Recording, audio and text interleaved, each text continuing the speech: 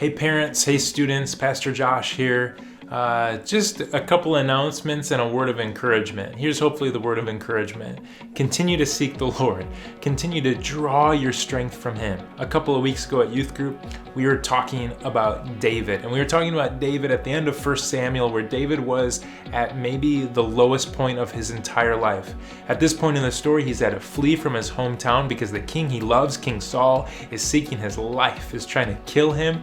And then on top of that, David is hiding out among the enemy of Israel, among the Philistines, but even they don't want him. They send David off. They're like, we don't want you riding your horse next to us. They send David back home to a city he had been given, and he's got only about 600 men with him.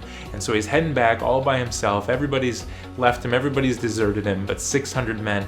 And he gets back to his city and it's on fire. And all of their families, all of their wives and children have been taken captive. All of their city has been pillaged. And then it says, even the men who were remaining with David, their hearts began to turn against him and they wanted to kill him because they were so grieved. They were so distressed by what was going on in their world that they wanted somebody to blame. And so now even David's faithful guys are wanting to kill him. And I can't think of a more isolating moment for King David when he has lost his family, he's lost his friends, he's lost his king, he's lost his hometown, he's lost everything. And I don't know what that felt like for David, but I'm sure it was a lonely feeling, and I'm sure he was grieved to his heart. I'm sure he was super emotional. And this is how the story goes in 1 Samuel chapter 30. It says that, this is in verse 6, David was greatly distressed, for the people spoke of stoning him, because all the people were bitter in soul, each for his sons and daughters. But then it says this, but David strengthened himself in the Lord his God. He strengthened himself in the Lord his God, and I picture him going out somewhere by himself, totally alone, much like Jesus would retreat at the end of a long day of ministry when he was totally drained, and he just would go off into the woods and he would fall on his face before God and he would say, who do I have but you, God? Who do I have but you? You're the only one who can fill me up.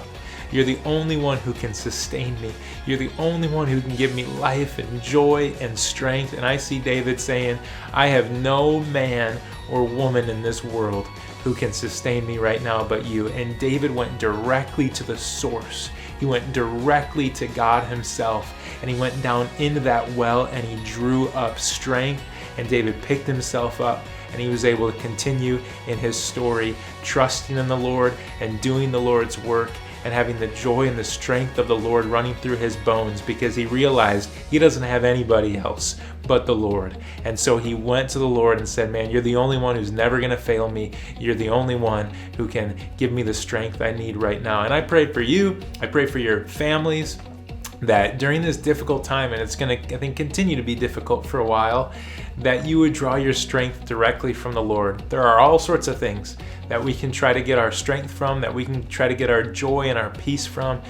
And the problem is, if it's anything other than God himself, it'll actually kill our joy and kill our peace and kill our strength more and more every day. And we will continue to be drained of happiness and hope and purpose if we are going to anything other than him. And so I pray that this time that we're in, this trying time, that you are continuing to go directly to God and pressing into him more than ever before. It's only when you abide in Jesus that you can do any good. Jesus says, I am the vine, you are the branches. He who abides in me, it's he that bears much fruit, because Jesus says, for apart from me, you can do nothing. There's so many things that you have to be doing right now for your family, for your work, for your friends. A lot of good things to be doing, but would you find your place in God, and would you get your strength from him? Because that's the only way we're going to be able to do the things that we need to do in a day, is if we're abiding in Jesus and resting in him. Okay, now we can move forward and continue on in this life where God has many good things for us yet to do. A couple of youth group announcements really quickly. Number one, we are still providing for our missionaries every week at youth group. We take an offering. It's called Speed the Light. We're still doing that. We're just doing it online. These missionaries still need resources and transportation and all sorts of things. And so we are continuing to give to these missionaries. And so if you just have students, and we've been announcing this every week, they can still go on turningpointjanesville.com and make a donation for Speed the Light on there. The other announcement is Fine Arts. Fine Arts was supposed to be May 8th through the 9th. May 8th through the 9th, Fine Arts is a statewide Christian arts festival that our youth group has participated in many years. And this year, we don't know if it's going to happen. We've heard no official word whether it's still on or not. I think it's very unlikely that it'll happen.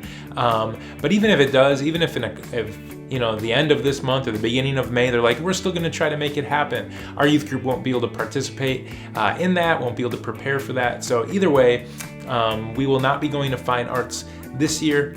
And I don't even think it'll probably happen. The one other announcement is camp. Camp is July 6th through the 10th. That's a Monday through Friday. It's one of the highlights of the year for most students. That for me is a total toss-up, whether that's going to happen or not. I have no idea. I think a couple months from now, it's totally possible that things will be back to normal and we'll be able to go and have an awesome 5 days at camp. I also think it's possible that the government won't be comfortable with 500 students crammed into a worship center or crammed into a dining hall.